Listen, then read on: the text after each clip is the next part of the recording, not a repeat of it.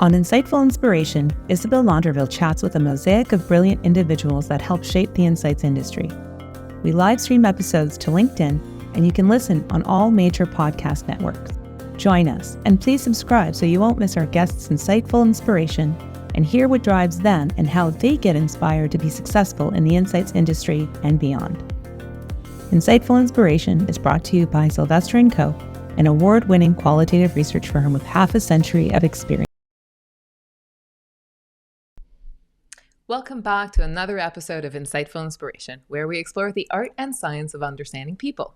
I'm your host, Isabelle Landreville, the proud owner of Sylvester & Co. In today's data-saturated world, we're often drowning in information, but starving for meaning. How do we cut through the noise to find true insights? How can we communicate complex ideas in ways that resonate and inspire action?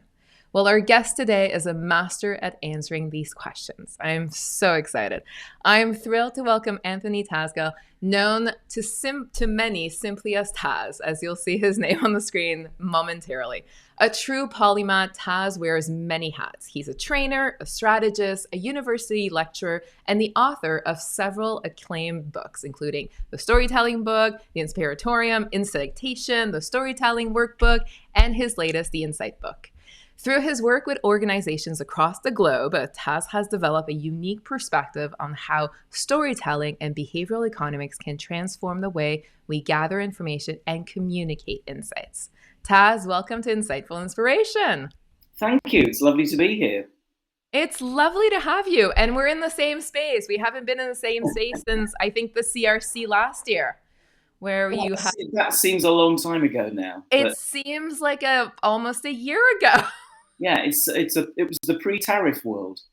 Yeah, you signed your book. There was something, we spoke French together, bonded. Yeah. Essentially, it's nice for me to bring out my rusty French every so often. So thank you very much for allowing me to do that. It's more than rusty. It's much better than that. You should give yourself more credit.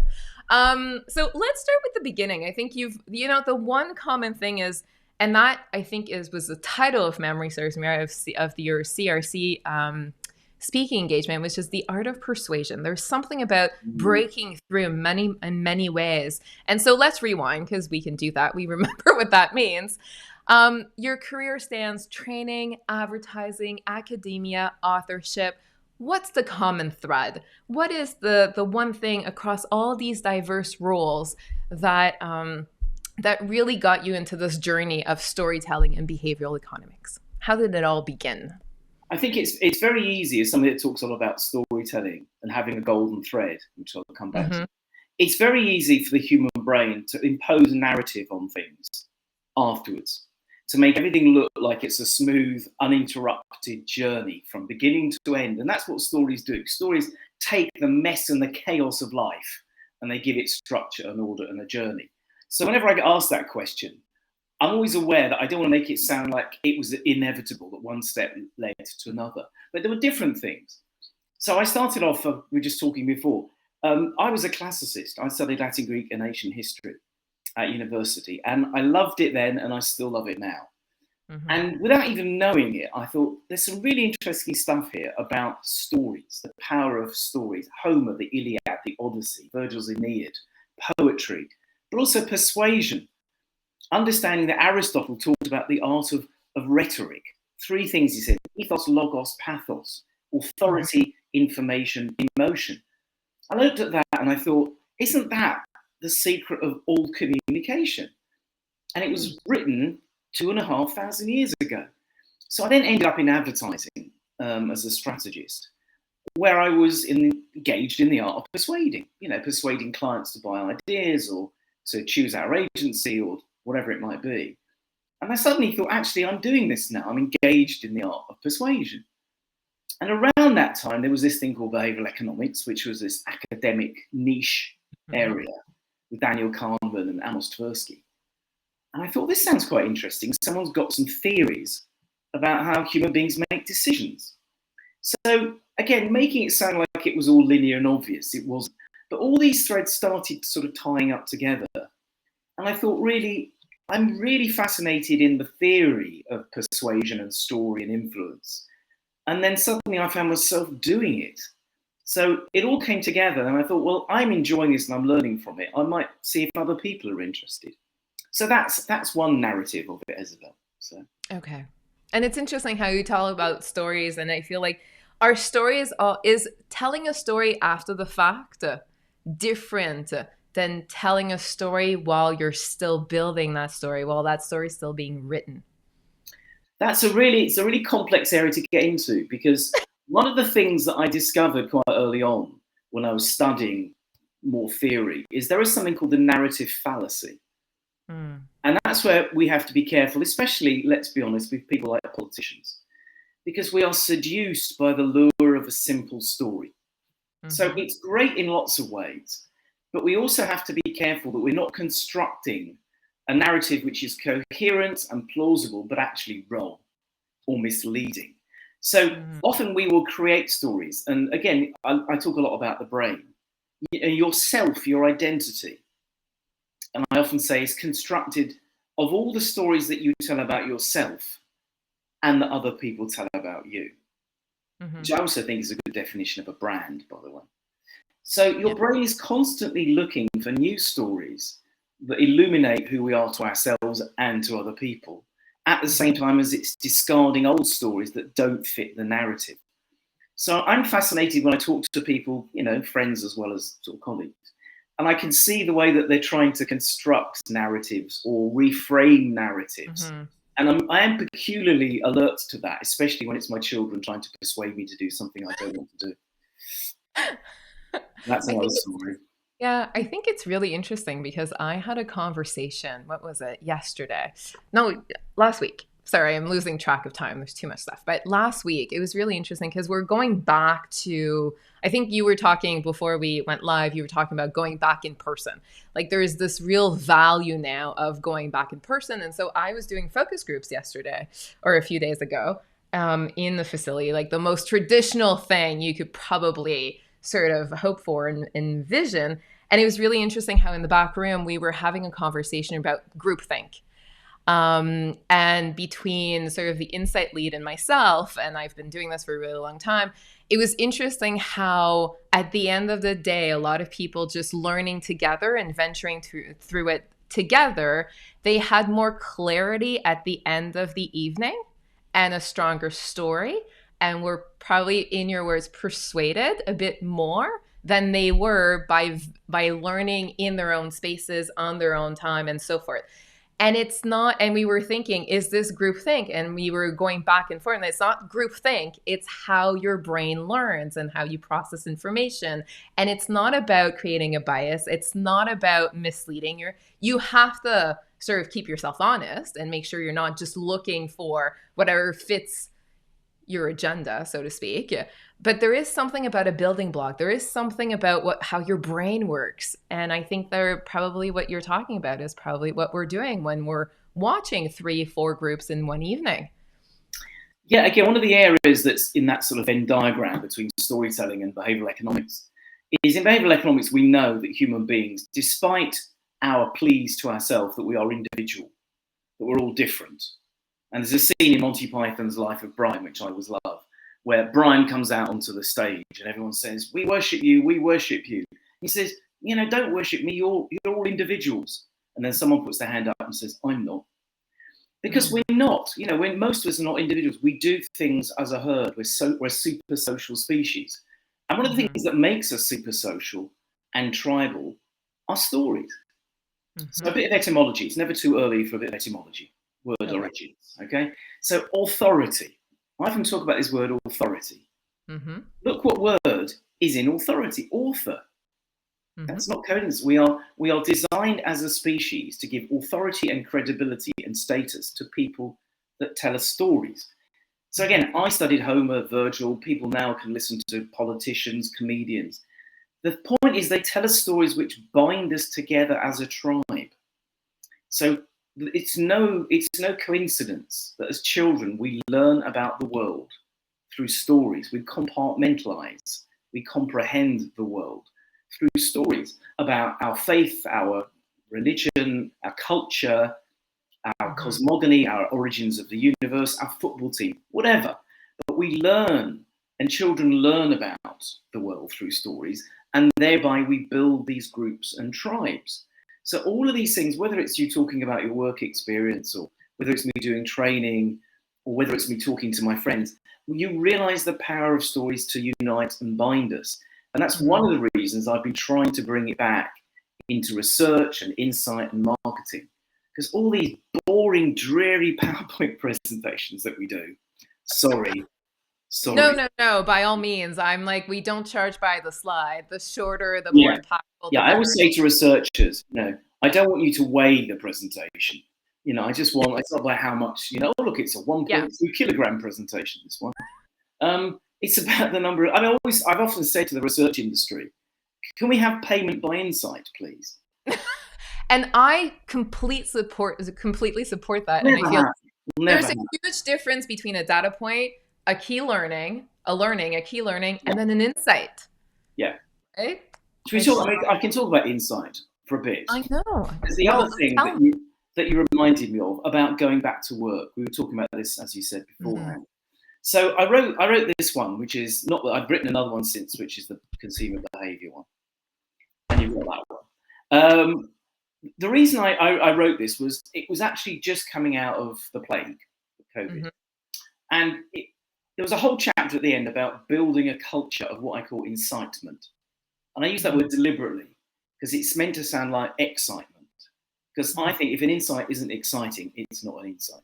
It's not going to catch on. No. So I had this thing about saying we need to get people, especially if you're in a creative industry or you're supplying a creative industry like research is, we need to get people back into offices.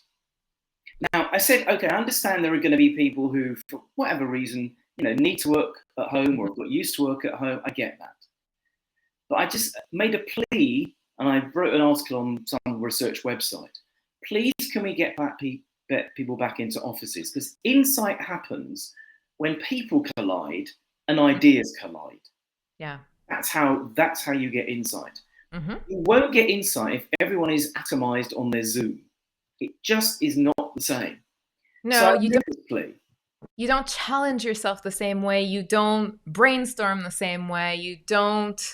It's not the same at all. This is lovely and we're kind of in the same space, but it's not the same. No. So I have this whole thing about it's serendipity. One of the causes of insight is serendipity, happy accidents. So if you go into an office and you go into the lift, the elevator, whatever you call it, or you go into the kitchen, have a cup of tea, other hot beverages are available. If you bump into somebody and say, oh, what are you working on? Or what did you watch last night? Oh, we saw this film. That's how insight happens, by accidental collisions. And if we pull people away from offices completely, we're minimizing the risk, and I use that word deliberately, the risk of getting a good insight. So it's something that I've sort of ranted about. As you can tell, I rant quite easily, Isabelle. I've ranted a lot to the research industry. Also, I have a daughter who works in market research as well. So all these things together. And also, I just have one other bit about insight. So one of my favorite definitions of insight, people all ask me, and because I love science, I'm a classicist, but I love science. And I often mention a guy called Isaac Asimov, who some of your listeners and viewers may know. He wrote Foundation and Empire, and he wrote I, Robot. For any younger viewers listening, he wrote I, Robot, the book, not the film with Will Smith. And he was a famous science fiction writer and a practicing scientist. And I came across his quote a while ago, and for me, it's the best definition of what I think insight is. He says, when scientists come up with a new idea, they don't go eureka. They say, that's funny. And I think that's funny is exactly the feeling of an insight. So when I'm doing my training on insight, I don't say I'm not that bothered what insight is, because you can spend hours. But how does insight feel?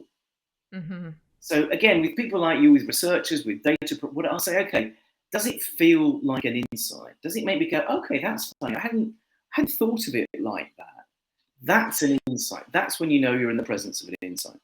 And it is a feeling, and it's really interesting. I was having a conversation with a friend of mine who was recruiting for someone on her team as a leader, and she's like, my first initial favorite ask is, what's an insight? And she's like, I didn't get it. People were dumbfounded, and this was to get a job in insights, and people didn't know how to begin to define it, didn't know what it is. And I'm like, I was just looking for basically a sound, which is usually what it is. Somebody should really write a book about it. Yes, well, it is a perfect book. Like, everyone on my team has read it. There is something about that feeling. It's shifting the paradigm. It is uncomfortable. It could get you a laugh. It could be funny. It could be silence. Like, I remember in a debrief, it was that, and usually it's super short, right? It's not a long, complex kind of statement or explanation. And this is before COVID, so this wasn't happening. So I was on a typical early 2000s conference call, and I thought the line had dropped. There was so much silence from the opposite female that I thought the line had dropped. And then there was the director of Insight that just said, no, the team's just taking this in. That is exactly how it should feel. Now, it is a feeling. Yeah. And again, this is the last book, which is behavioral economics, right? Yeah. And again, I talk an awful lot about emotions, and I've just done a whole day of training. It's 5:30 UK time in the evening. So I've done 7 hours of training on behavioral economics. So again, if I look like I'm worn out, and the fact was, I do a whole thing about the power of emotions. And behavioral economics, the central tenet is that human beings are far more influenced by our emotions than we like to admit. We like to think we're rational and independent and logical and in control. And almost none of that is true. Any of you are parents, you'll know that. So there's a big debate about them. There's 6 universal human emotions. Go and watch Inside Out. And one of them is surprise. And for me, surprise maps surprisingly well on insight. Tell me. If it's not surprising, it's probably not an insight. So the fact that your people in that call, Isabelle, were stunned into silence meant, okay, hang on, that surprised them. It's just taken them back, and it's just wrong-footed them a bit. Mm-hmm. And that's exactly what an insight should feel like. And too often researchers put up numbers or facts, and I'm saying, again, that's just a point, or it's a fact, or it's an assertion. If it's making me feel something, it's making me feel surprised. If it's making me recalibrate or just take a breath and go, hang on, let me think about this, that's probably the dawning of an insight. So again, I think that's for me what's so important in our industry. So when research people talk about insight, 90% of the time, I'm afraid, I would not classify it as an insight for that reason. Well, when they list 10 of them, here are the key insights. You can't have 10 insights. I'm 147 that's years amazing. old. Yeah, I mean, that's amazing ROI. I feel like there's some research, sometimes they're just research briefs that don't call for insights sometimes too. It's just assessment. It's getting a read. It's exploring something. It's not always what you're after, what the research warrants either. I'll give you one example. I think it's in one of the books. I was doing I was working with a research company, pharmaceutical research company here in the UK, and they wanted to do a project on what they called doctorness.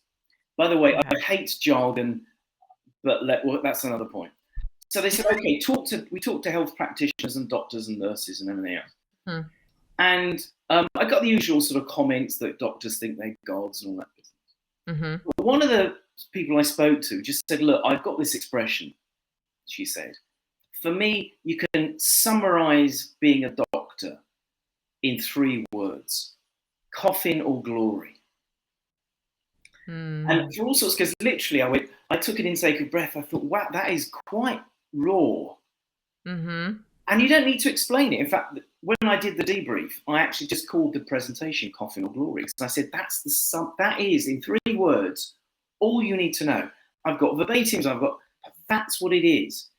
You're either your glory or a hero, or so sometimes insights can be like that. They can be incredibly simple and iconic, but also really sort of deep and meaningful. And again, one of my interests with storytelling is the power of language, because too much language we use in research and marketing is jargon ridden, it's meaningless, and it's utterly devoid of anything useful. So part of what I try and do is just bring people away from that as well. Mm-hmm. And it's interesting how words matter in how you. So let's talk this through, because words matter in how you express an insight. Yes. And then you know about me, so I've spent a lot of my career explaining another language, another culture, in another culture, another language. Yeah. And then it's interesting how I have now stopped translating quotes in Quebec and just like in French and just words, and go back to the meaning of them. Because it's really interesting how, for example, they don't focus on the same things. They don't use the same words or the same starting point to express the same things. And so if you only focus on the words, you think there might be a difference between the two markets. But if you actually truly understand the culture, truly understand the purpose of the language, which is to talk about what's happening in your world. If it's not happening in your world, your language probably falls short, right? You probably can't. Like cooking from scratch in Quebec doesn't exist because that's what cooking is. Yes. Yeah. Like there's things like that. I'm like, so cooking from scratch, I'm like, no, they'll say cooking from scratch because cooking is from scratch by definition. So there's things like that that you have to kind of take the words out of it. Yeah. To really focus on the meaning, to break through the culture and have the impact. Otherwise, you lose sight and people get caught in the weeds. I think there's that's why I love your books and I love that we're having this discussion. There's insight, yes, but there is this notion of getting buy-in. And insight has a feeling, it's emotional in this world that we operate in, where people have, are more risk averse maybe than ever, are more looking for short-term wins than long-term sort of success when it comes to brand strategy and so forth, with all the ups and downs of. I think you do need to persuade and get people to buy into the simplicity and lean into that emotion. And any tips or tricks?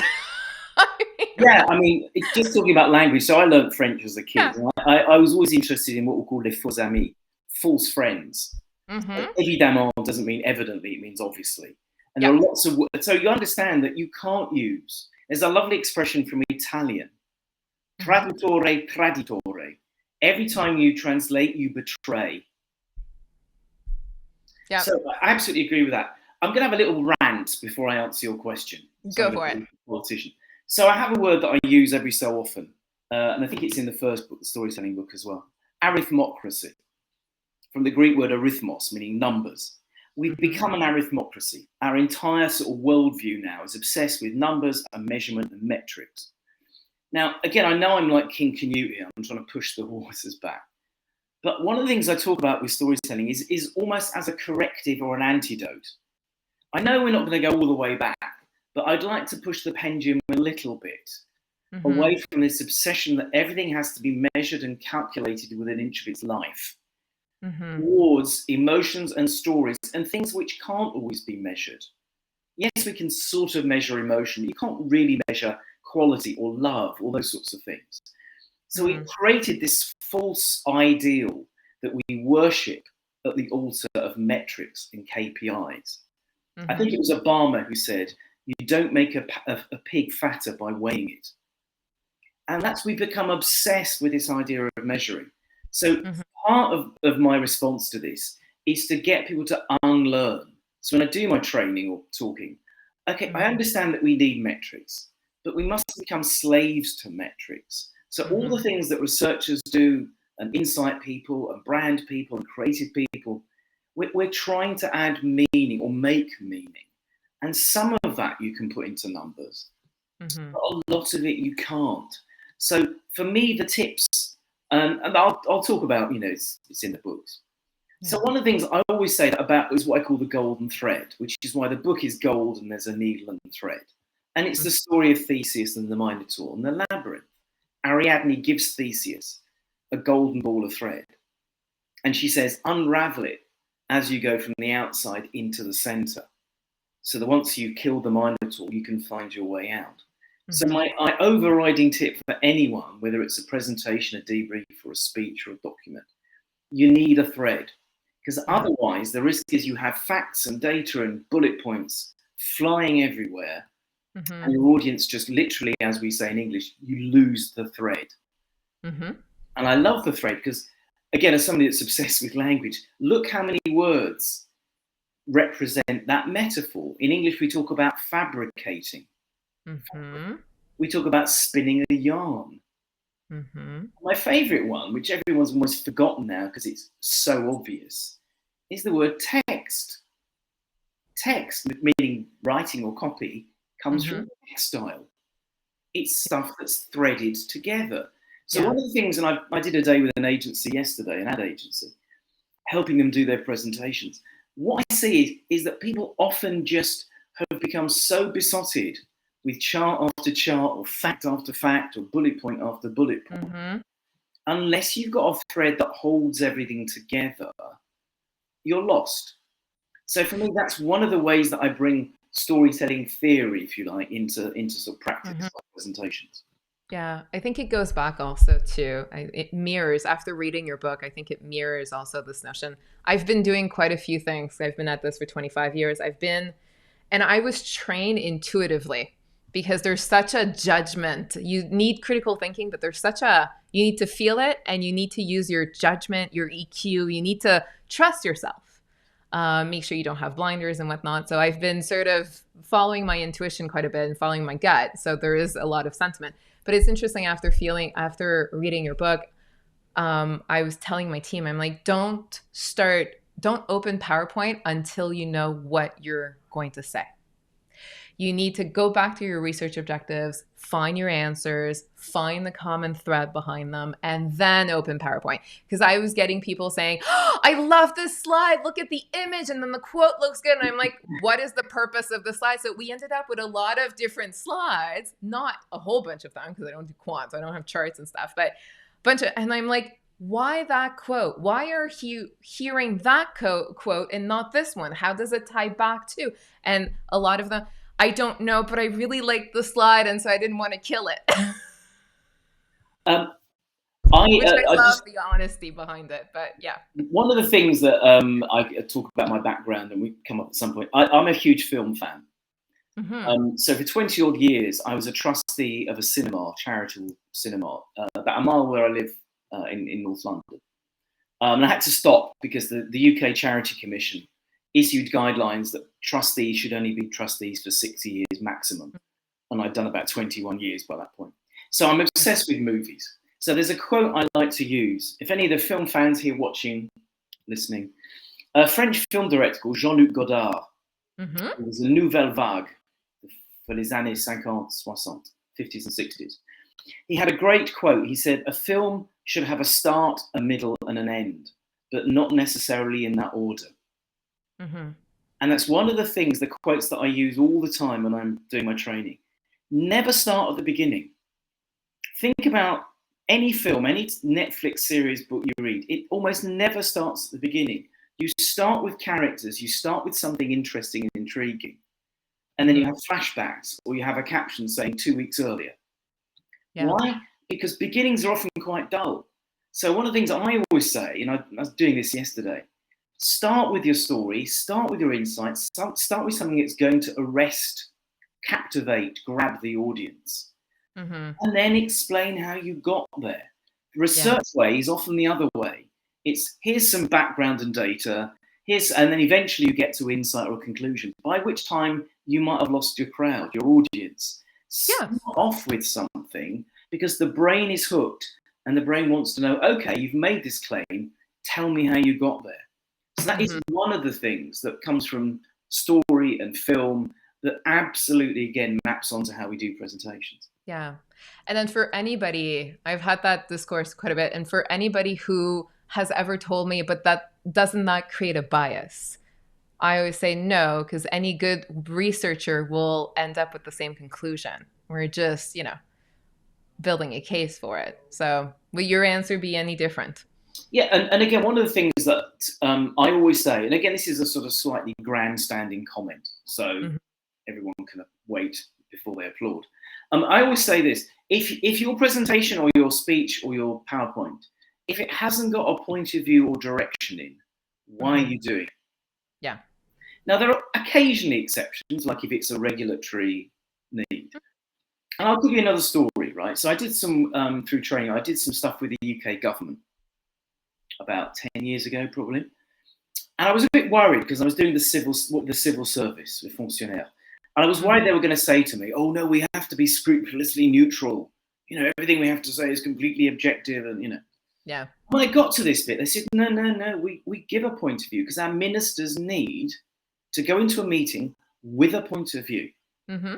And they also mentioned there was one particular minister, and they said, look, this person, you can't give him more than like 3 slides because he has no attention to detail. And you've got to give him just like one soundbite. And I can't tell you who it was, but he had blonde floppy hair and he went on to become Prime Minister. And that's exactly the same point. If you haven't got a point of view or direction, you shouldn't be doing it. Yeah. And it's interesting how the insights in the industry for years now have said, we want a seat at the table, we want a seat at the table, but that's how you get a seat at the table. You provide guidance, a POV, you are a critical thinker, you back it up, there's persuasion in it, you come in with a story, and you're a Sherpa, essentially, and a guide. Whether they follow through with your recos or not, or your point of view or not, but it is how you get a seat at the table, it is how you're adding value to that conversation. And one of the things, again, that crosses the different Venn diagrams, this one between insight and storytelling, is I talk an awful lot about stories as hypotheses, stories as what ifs. Think how many books, Animal Farm, Lord of the Rings, Handmaid's Tale, they're all what ifs. I'll give you my favourite example. So I'll ask you, Isabelle, this is a film. What if you woke up every day and it was the same day? Yeah, it's Groundhog Day. What if you woke up every day and it was the same day? You got to say, you missed it. You've got to say Groundhog Day twice now. Okay. Groundhog Day. So that, and I'll say to people, okay, if you're lacking, if you can't find a story, if you can't find something that holds the presentation together as a golden thread, try a what if, because it's a perfect blend of what if you changed your target audience, what if you doubled the price of the, which is the marketing side, but the what if plays into our brain's desire for science fiction, fantasy, hypothesis. So again, it's a nice blend of how storytelling theory can actually, as I say, sort of link in with the sort of stuff that we do. And again, I'll often say to people, okay, you've got a great what if here for your presentation. You know, what if everything we believed about the brand was wrong? I did this a while ago for a presentation. And that became the frame for the research because they found all these things out the client. So I said, okay, that's the story. What if everything you thought about your brand was wrong? And it's great because that's your start. And everyone's going to go, wow, okay, now prove it. And they did it. So. Yeah. And I think that's where, like, you make a strong case for lateral thinking. You make a strong case for creativity. You need to sort of shift the paradigm. If you're always looking in the same way, in the same fashion, and you're not shifting anything, you're not going to unlock anything either, right? I mean, you mentioned creativity, so I'm going to just pick that point up. Yeah. So I used to, as I say, do classics. I've done other things. I write bits of comedy and things. And I've always thought, okay, I like being creative. And I think everyone who works in our industry can be and probably should be a bit more creative. And as a planner that used to work in ad agencies, I loved working with creative people. I just found it really stimulating. But I realized my job was to give them the basis to come up with great ideas. So it was always, again, on that sort of border, that sort of liminal area between strategy and creativity. And I knew that working with creative people, the more I could give them that they could work with as creative people, as well as trying to work with clients, the more I could do that, more A, I enjoyed it, and B, the agency creative teams got out from it. So I've always gone into all my books and talks. I think we need to look at ourselves as handmaidens to creativity. That's really, and if we look at ourselves from that point of view, again, it's a way of reframing. And I think it's an interesting way of reframing. Yeah. I think so. My husband is in the film industry and was a scriptwriter for quite some time. So this notion of movies and storytelling and knowing character Bible, knowing magic element coming in within the 15-minute mark and all that jazz. Can I send you the screenplay? Because I've got. Voila. Okay. But I think he also, as part of kind of his multiple lives, he was also a scriptwriter for comedians. And so for Just for Laughs. And so I was able to witness a whole bunch of high-ranking comedians sort of in a room just bouncing ideas. And I think the more practice makes perfect. The more you're brave, the more you see the world in quirky, weird ways, the more you surround yourself with people like that, the more the magic happens. It becomes easier. It's flexing your creativity muscles, and it becomes really interesting. So I would reco, if you're stuck and you don't feel like it, any kind of creative hobby to unlock you, but also just witnessing that, just sit in a couch and look at these people go. It is fascinating how quickly they get there and why and how. There's a whole section in the Insight book about comedy and humor. Because again, it's for me one of the analogies. Insight I always say, insight should feel like a punchline. Mm-hmm. So two fish in a tank. One says to the other, how do you drive this thing? Because the idea is that, I'll give you a great Greek word, right? Paraprosdokian is one for classicists. Yeah, it literally means it goes in one direction and then it turns unexpectedly. Mm-hmm. Again, for me, that's comedy, but it's also insight. You're going in one direction and it suddenly takes a turn. So I think there is this really rich analogy between insight and comedy and humor.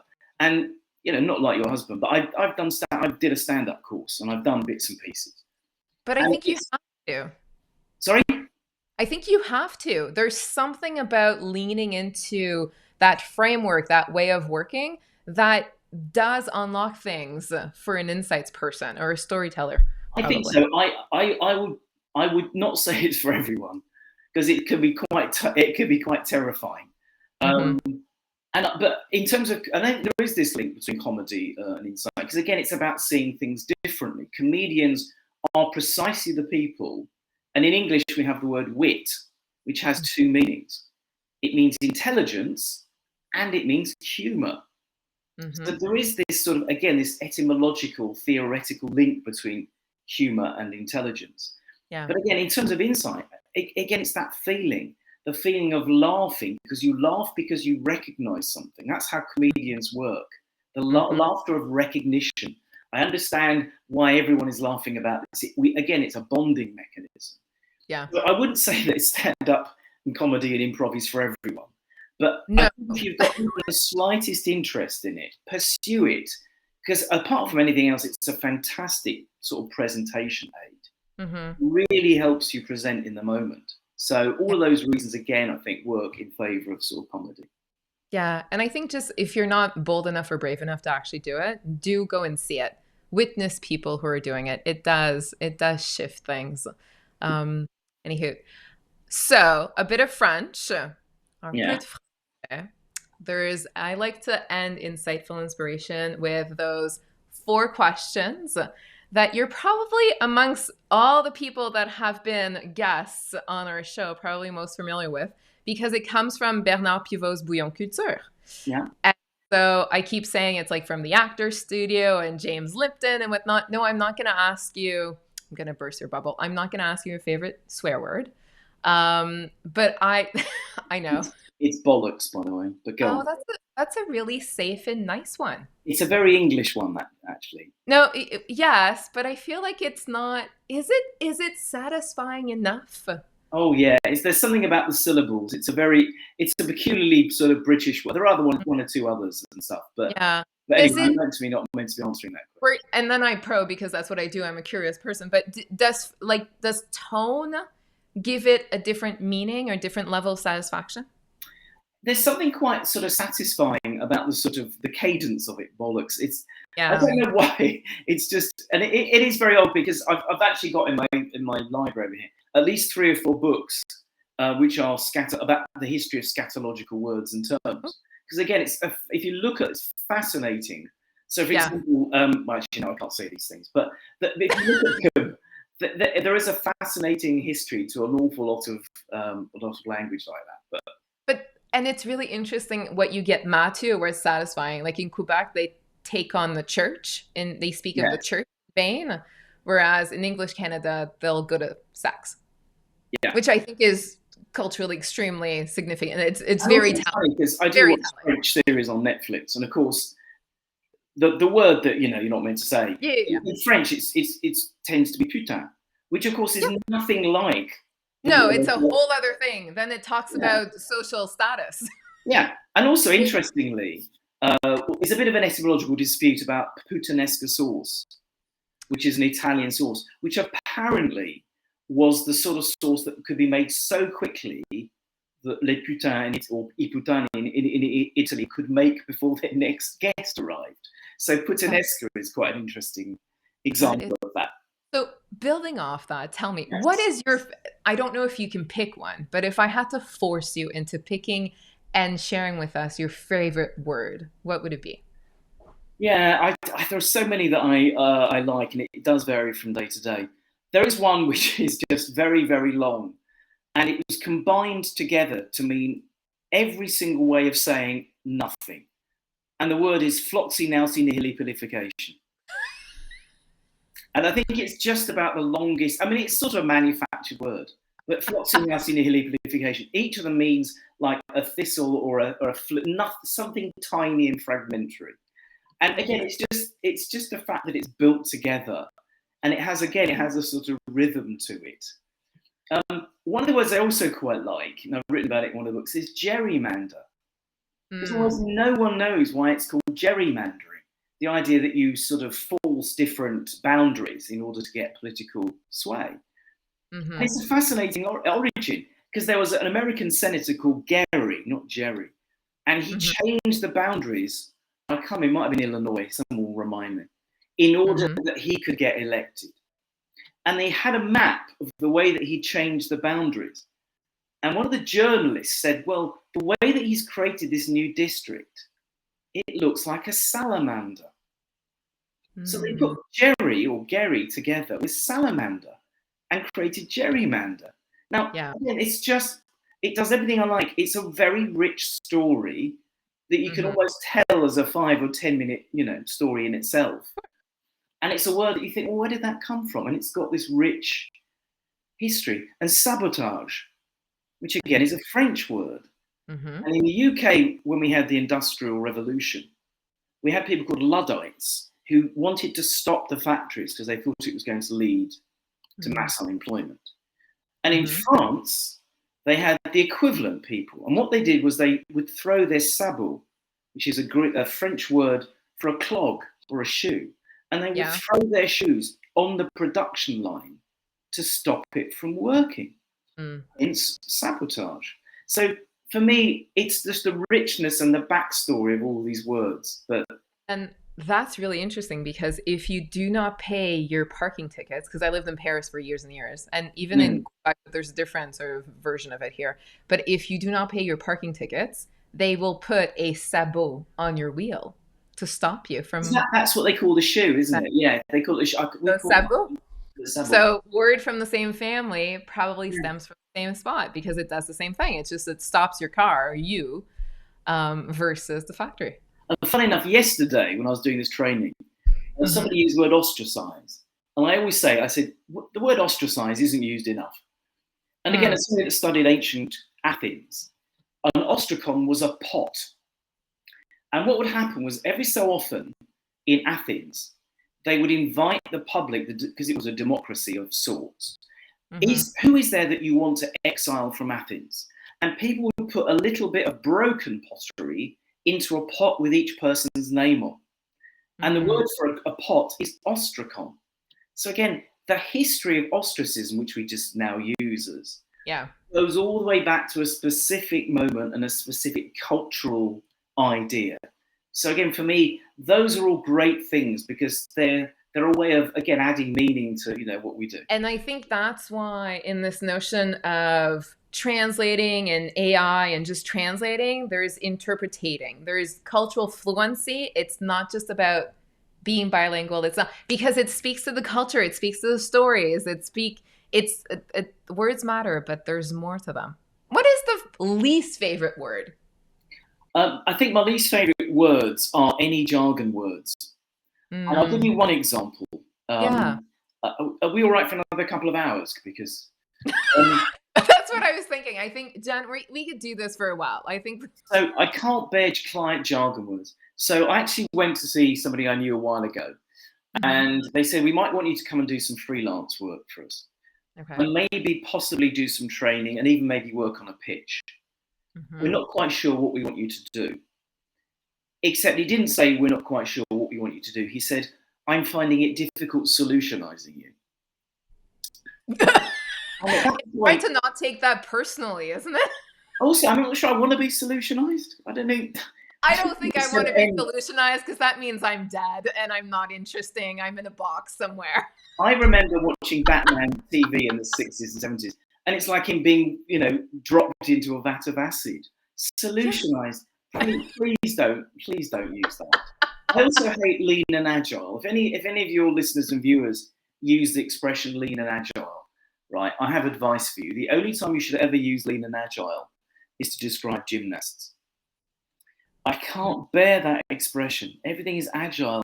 Oh, you don't mean that. You just mean we have to be flexible or adaptable. Don't. And isn't that just rolling with the punches and making it work? Isn't that like, I don't know. I mean, part of being, I think that's just life though. Like, I think if you've been at something, I think you get to a point, like I'm 40. How old am I? 43? 40. Anyways, let's say 43. Okay. I think it's 44, but I won't hold my hand in the fire. It doesn't really matter at this point. But I've been at I feel like as you progress in life, you understand that there's this notion of just going with the flow and riding the wave is just what life is. So how can you claim it? How can you, because that's what longevity is about. That's what success, that's what sustainability is about. That's what keeps life interesting and messy and fabulous, meaningful ways. Yeah. I don't know. Yeah, I'm kind of in the same boat as you on that one. Okay, what profession? You wear multiple hats though, so I don't know how, outside of all your hats, let's put it that way. So outside of the art of persuasion, which is kind of your golden thread around all your many hats, outside of that, what profession would you like to attempt? I would have loved to have been a serious tennis player because I do play tennis. Federer, serious tennis. I've been to Wimbledon many, many times. I've been to the French Open. I've been to the Australian. I love tennis. We are a big tennis family. And I play at a club level and I play like a second, third team. So, but I just think, if I just, a long time ago, had lessons, that would have been great. I also love skiing, but I'm a much more moderate skier, really. And so I'm more than I played. I play against my husband, which is not a fair. I've been married for a really long time. In 27 years, I think I won. Wow. Okay. I think I won once. He's really good, tennis, Quebec, whatever, provincial teams and so forth. But what do you love about tennis? I think there are times where I just love hitting something hard, actually, when life gets frustrating. But that could be baseball, that could be cricket, there's a whole bunch of other things that give you that. I have a particular, I've had to turn this off because I've just rejoined a tennis club after an injury. And I've just been added to, I think, 7 different WhatsApp groups for the tennis teams. I love the sort of short-term running to the net, volleying, running. I love running around. I haven't got the greatest strengths of forehand or backhand, but I see things and I like volleying. So there's something very, just very sort of short and sharp about it that I like that sort of form of playing tennis. In another life, that would have. Yeah, I like the strategy part of it too. There's this notion of watching the other one, learning about your opponent, and then going for it. I think there's a bit of that in adjusting. But also, he won't probably watch this, but my tennis partner, Jeremy, who I've played with for not quite as long as you've been alive, but not that far. The trouble is, we were a great partnership, apart from the fact we just kept laughing.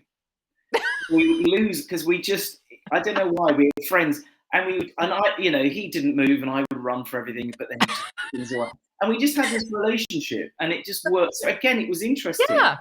It's like side of it, really. It wasn't social. It was social, but it was also. But it is a bit social. It's a very complete sport, and so we definitely have that in common. It's like my father and I. My father is retired now, successfully. He plays probably 4 games a week. Wow. He plays doubles because he doesn't run as much. Yeah.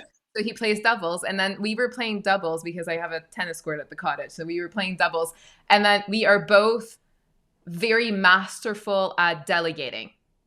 And so to a fault, like my husband and my son figured it out. And so there was this notion that they were playing the line just in a way that I go, oh, he's got that. Oh, and then he'd do the same thing. And then we'd never get the ball. Because I've learned something else as well, which is la prochaine fois we're going to play. I'll come over and we can play tennis. Okay, perfect. And then just one last thing on tennis. I was there when Federer retired at the Laver Cup. No, wow. I was in the room with my husband. It was by far everybody stayed for like an hour. We couldn't get a cab. We couldn't get transport. We were on that island and stuck on that island. If you've been to that venue, you know what I'm talking about. But everybody stayed put until like 2:30 in the morning. It was fabulous. It was a fabulous life experience. Anywho, yeah. The last question, because you're such an inspiration, and this is all about sparking inspiration and sort of getting people sort of to think differently, creatively, and whatnot. Is there something recent or not that a mentor has shared with you, imparted with you, that still to this day provides you guidance that you might want to share with our listeners? Again, I'll frame it as a story. Sure, of course. When I was 17, 18, there was a sort of tussle about what I should do at university. So my French teacher wanted me to do French. And my Latin and Greek teacher said, no, you should definitely do classics at Oxford. And I got caught in this sort of debate, right? And in the end, the classicists won. So that's what I ended up studying. And again, a part of me sliding doors, what would happen if I'd just done French? Because... But what happened was my Latin teacher got me into something which I always remember, because I was quite shy. I'm an only child. And my father was deaf. He lost his hearing in the war. So I was quite a shy child, actually. And then one day, my Latin teacher said, there's a thing called the English Speaking Union. And you have 3 boys, because it was a boys' school. Somebody who does the speech, somebody who's the chair, and somebody who does a vote of thanks. And my friend Mark was a great speaker, and they said, look, Mark, you should do the speech. But he said, Taz, do you want to do the chair? And I said, I don't really feel I'm not really... He said, no, go and try it. So I stood on stage, and then we got through various rounds, and there were like 200 or 300 people. And it wasn't like a sort of, you should get... But I remember him saying, look, just try it. And it was my first experience, really, of standing up in front of people. And I realised at that age, when it was 17, 18, that I liked it. I quite enjoyed it. And it sort of went away a little bit. I went to university, but then obviously when I went into advertising and started, and I looked back and I thought I would never have had that career path if Ted Reed hadn't said to me, why don't you try getting on stage? And he's speaking for 2 or 3 minutes as part of this English Speaking Union. So it is one of those sort of backstories that I can actually pretty much project all the way through to where I am now. So it's one of the things I will always thank him for. That's a fabulous story. And so I'm Bran. Yeah. It's been simply marvelous. Thank you so much for sharing all the stories, all the insights. There was more than one, I promise, and real genuine one. It's okay. Yeah, thank you so much. It's been really a pleasure. And for our listeners, share it. This is totally worth it. Please subscribe and take care, Taz. I'll talk to you soon. Good. Wimbledon next year. Yes. Bon, la prochaine fois, on va jouer au tennis. Oui, ou on va aller voir du tennis. On va aller voir, ok. Ouais, un des deux. Promis. Merci. Thanks for tuning in to Insightful Inspiration, your trusted market research podcast. If you enjoyed this episode, share it with your network, and we'd love it if you could leave a review or rating on Apple or Spotify. For more on this episode and others, head over to sylvesco.com. And remember, insight isn't just about what we uncover, it's how we let it shape our actions. Until next time, stay curious, be kind, and keep seeking inspiration. Thank you.